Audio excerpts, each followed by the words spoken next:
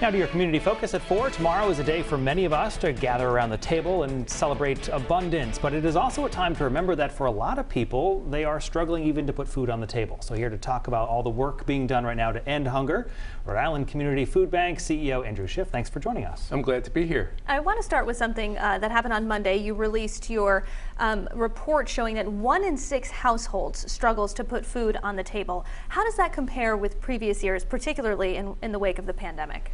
So, things were much worse. Right after the outbreak of COVID-19, we saw rates of food insecurity 1 in 4. And so there's been some improvement, but we're disappointed that it isn't a bigger improvement given that we're 20 months into the pandemic. And who is this really affecting the most? Is it across all demographics? It's affecting low-income families the most. They've been the hardest hit in terms of illness, job loss, financial losses. And we show in the report that food insecurity rates are very high in communities of color for Black households and Latinx households. I want to talk a little bit about donations. In a year where we saw record unemployment. Tell me about what was happening in terms of generosity. It seems like a lot of families flirted with the reality all of a sudden of, I might not have a paycheck to cover the bills next month. But suddenly that seemed to connect more people to you. Absolutely. We saw incredible outpouring of generosity from the community. And one of the things that was really nice for us is a lot of the checks that we were receiving were $1,200. And we knew what that was. That was people's stimulus check. Wow. And sometimes people would write on the check, other people need this more than me. That's so incredible. Wow. Seeing that generosity Yes. reflected like that. We talk a lot about food insecurity, and I think sometimes people might hear those words, not know exactly what it means. What does that look like? It's the people don't have enough money to be able to afford adequate food. And we say no one is ever just hungry. The families that are struggling to afford food are also having trouble paying the rent, paying for utilities. And food is one of those items that you have to pay for all month, and by the end of the month, after the rent is paid, after utilities are paid, people just don't have money to purchase food at all. And if someone at home is watching this and thinking, I'm struggling a little bit, but you know what, the food bank is for someone else. It's for someone who needs it more than me. What's your message to them? We're here for everybody who needs the help, and it's easy to get the help. Call 211. That's the United way. You actually talk to a person.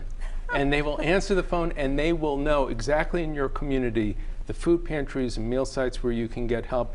And I can assure you that the people there that will be helping you are some of the greatest people in your community. They are often volunteers, and they're there to help everyone who turns to them for food assistance.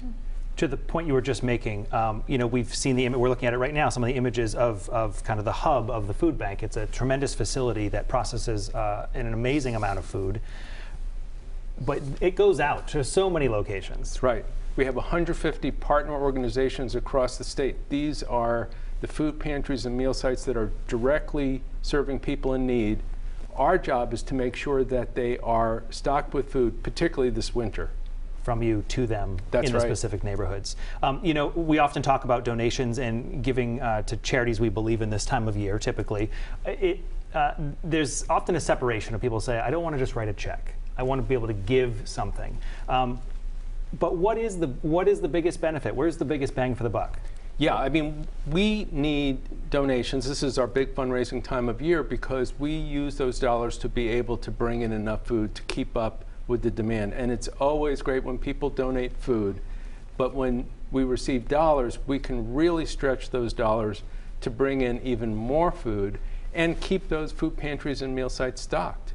And if someone does want to donate either canned goods, dry goods, monetarily, how do they go about doing that? 200 Niantic, that's where we are. Come by, we're glad to see you. And also you can always go to our website, rifoodbank.org. Fantastic. Andrew Schiff, the CEO of the Rhode Island Community Food Bank, thank you so much for being here, for the work that you're doing, and happy Thanksgiving. Thank you. Thanks for being here.